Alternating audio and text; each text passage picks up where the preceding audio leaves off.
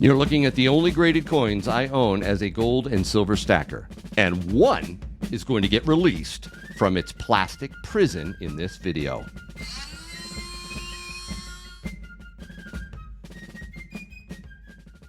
Hey everyone, thanks for watching Yankee Stacking. In this video, I'm going to discuss certified or graded bullion coins. As a stacker, I strongly feel one should avoid buying this stuff, graded gold and silver, and I'll explain why. I'll also tell you when grades really do matter, and yeah, I'm going to cut one of these out on camera for you. So real quick, the Sheldon coin grading scale, created back in 1949 and then improved in the 70s, went a long way in helping numismatists determine the quality of coins, from worn all the way up to perfect. The grading scale is pretty straightforward, though it is quite subjective, meaning different grading agencies can, and often do, disagree on a given coin's grade. Now, when it comes to grading modern silver and gold coins, you mostly see them up in the MS or PF grades. PF stands for proof. Think MS for uncirculated coins meant for circulation, and PF for modern coins not meant for circulation, although that doesn't always hold true, as you're going to see in a second. People often buy this higher premium graded silver and gold coins for a lot of reasons. So let's discuss some of those reasons as I look at just the three graded items I have. So this one right here is a 1982 S George Washington commemorative $50. This was graded by NGC as a PF 69, so just shy of perfect. And it says Ultra Cameo there. We're going to get to that in a second. One of my awesome viewers knew just how much I love George Washington, and he sent this to me, so I am definitely not going to be cutting this thing out. I mean, it was a gift, right? I can't. All right, so this is just awesome. Thank you so much for sending that to me. But this makes me think of the very first reason why some people grade their coins, especially those not meant for circulation, like the PF indicates there. They think the plastic will spare the silver from toning or even milk spotting. The reasoning is simple. It's since I can't touch the silver with my hands, it won't tarnish or spot. Wrong. Silver tarnishes and gets milk spots all the time in a slab. In fact, this one is starting to tone up around the edge. I don't know if you can see it, but it is. Don't make that mistake. This is a gold buffalo that I bought from Tim last year. This one was graded by PCGS as an MS69. I'm not entirely sure why they went with the MS moniker over the PF, since no one in their right mind would use this in circulation as a $50 coin, but whatever. Oh, and it's first strike. Ooh, are you not impressed? Well, you shouldn't be.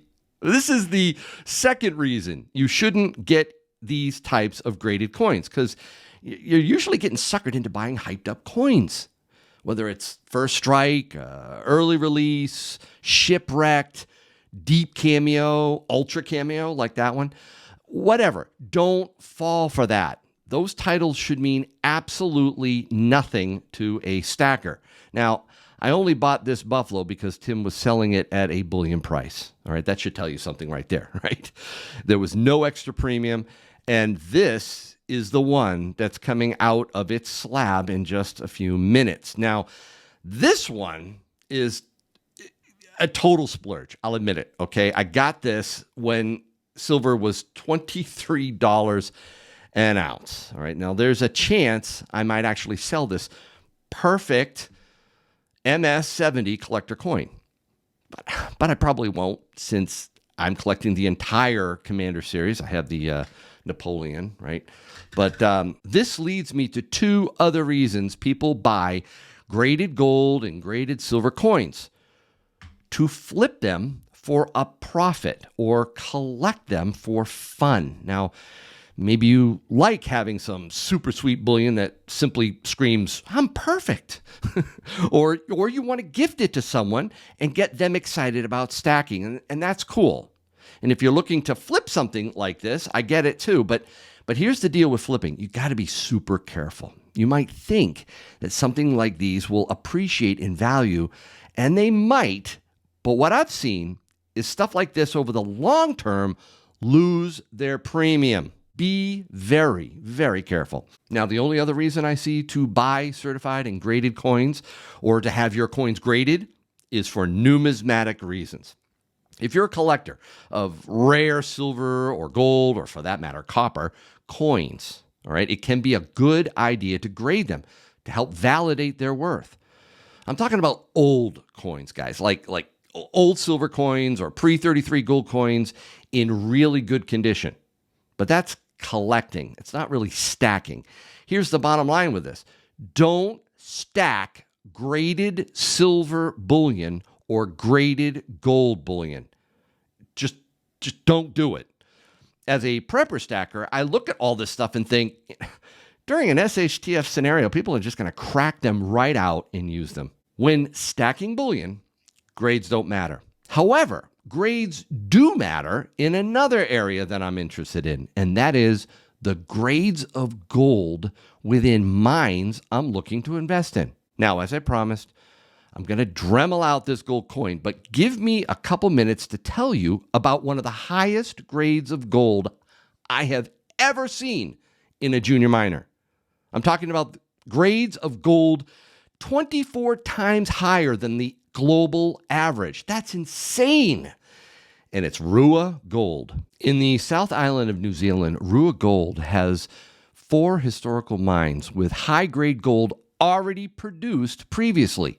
Look at the historic grades of gold here. 53 grams per ton, 20 grams per ton, 20.4, 15.6. Guys, the global average is around 1.2 grams per ton. But that doesn't even come close to telling the story here. Back when mining was done in these holes, and the technology could only allow them to drill to the water table. They didn't have pumps. Once they hit water, drilling stopped. But now that is no longer a limitation. Mines go much deeper, at depth, if you will. The point is, Rua has only scratched the surface.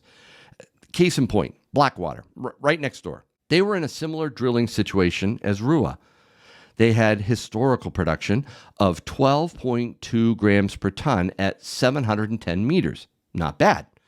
But by using modern tech to drill deep, 1,500 meters, they discovered their resource at 23 grams per ton of inferred gold. That's one mine at Blackwater, one. Rua has 4, and they are advanced exploration mines. These are much further along the Lassonde curve, and their plans are to go into mining production in just 2 years. In mining terms, that's super short. So the plan here is for Rua to drill deep at depth like Blackwater, prove the resource is as rich as they expect, have the market slap a big premium on them, then consolidate the 4 underground shafts with a single mill and go into production. Rua's market cap is currently only $25 million US. That is nothing, people. With a global average of $30 an ounce for gold in the ground, their upside could easily be 10 times that, just like Blackwater. And Rua Gold owns 50% of the Reefton goldfield that has a rich history for high-grade gold. If what they expect happens here in the south of New Zealand, it's going to happen fast.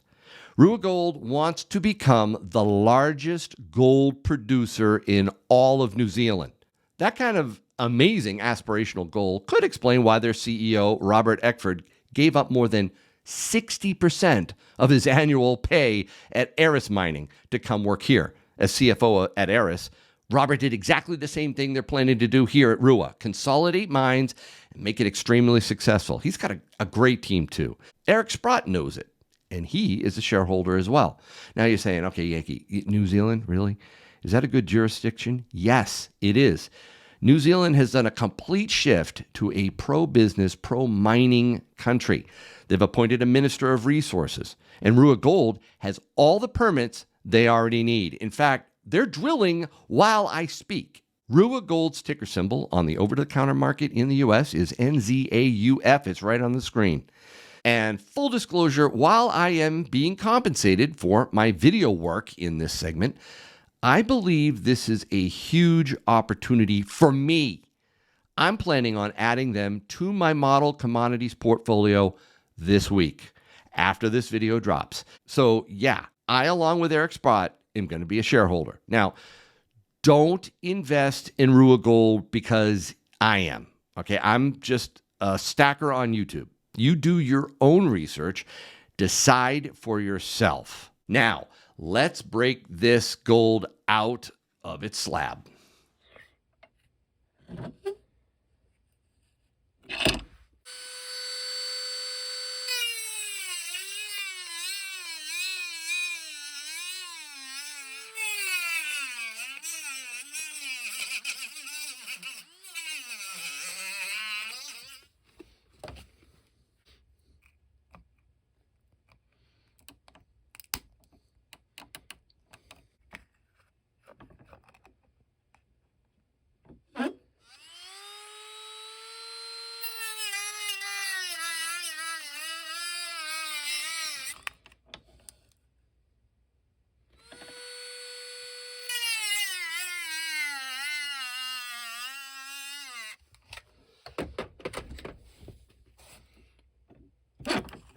Okay.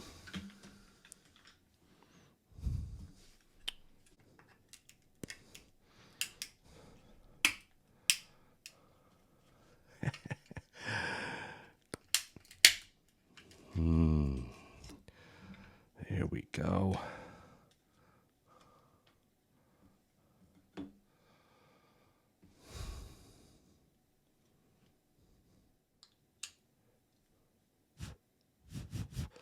Make sure I don't get any stuff in there. All right. Number 20 for the Buffalo Bullet. Done.